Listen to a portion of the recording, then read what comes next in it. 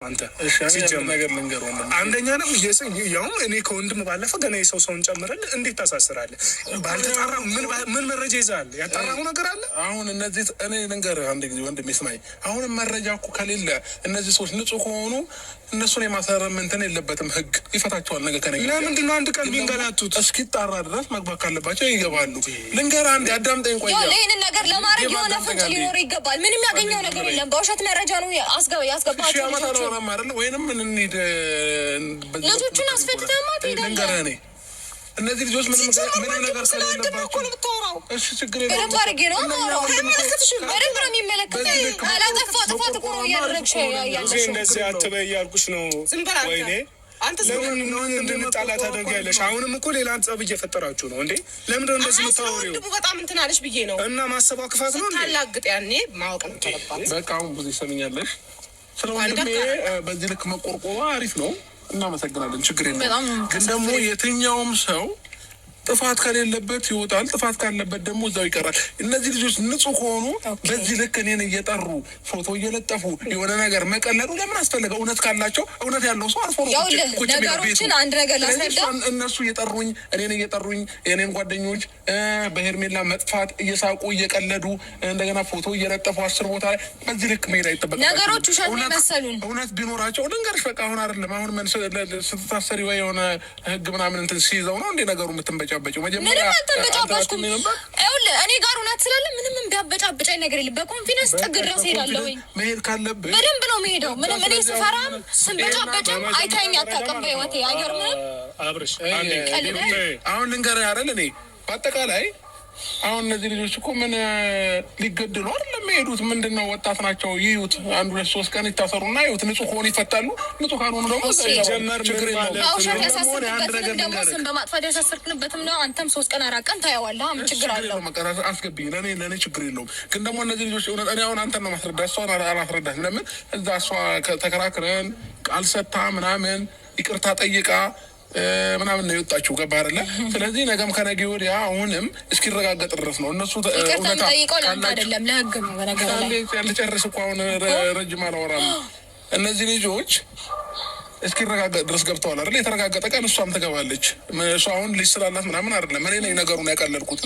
እኔ ጋር ህፃኑ መሆን ይችላል።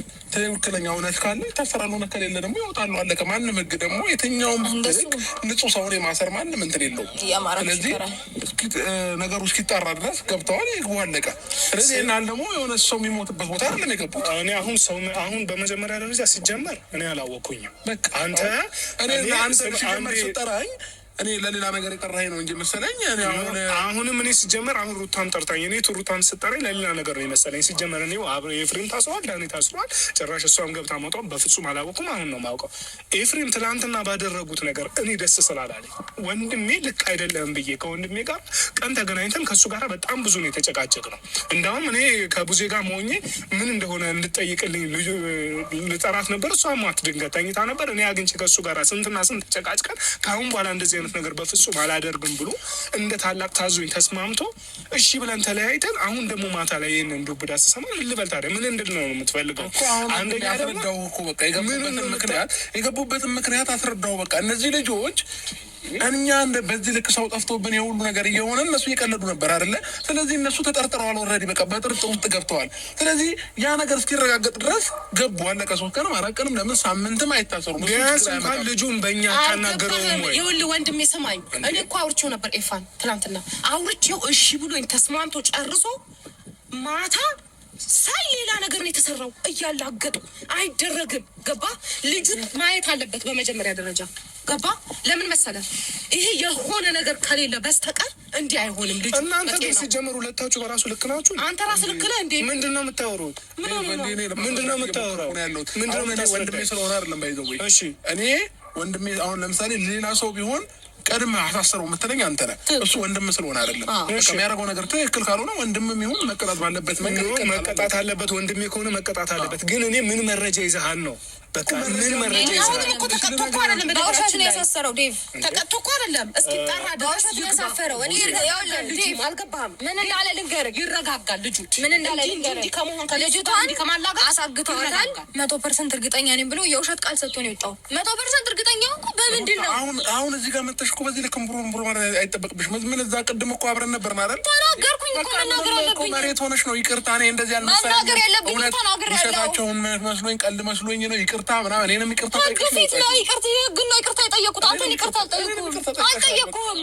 ምክንያቱም ጥፋቴ ስላልሆነ አንተን ይቅርታ አልጠይቅም። ህግን ግን ይቅርታ ጠይቃለሁ። ምክንያቱም ግዴታዬ ስለሆነ ህግን ማክበር ግዴታዬ ስለሆነ። ለአንተ ግን ምንም ጥፋት ስላላጠፋሁብኝ ይቅርታ አልጠይቅም። ገባህ አይደል? ሲቀጥል ደግሞ ተረጋጊ። አንቺ አልተሰርሽም። ተረጋጊ። በቃ ምንድን ነው በዚህ ልክ ቡሮ ማለት